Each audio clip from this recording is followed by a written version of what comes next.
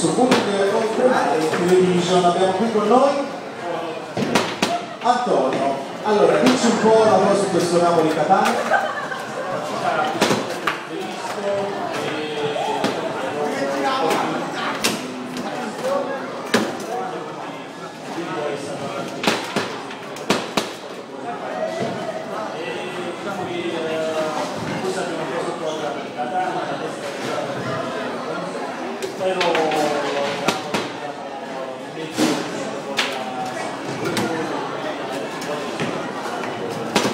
Un'analisi molto approfondita questa. Vuoi dirci chi è stato secondo te il migliore in campo?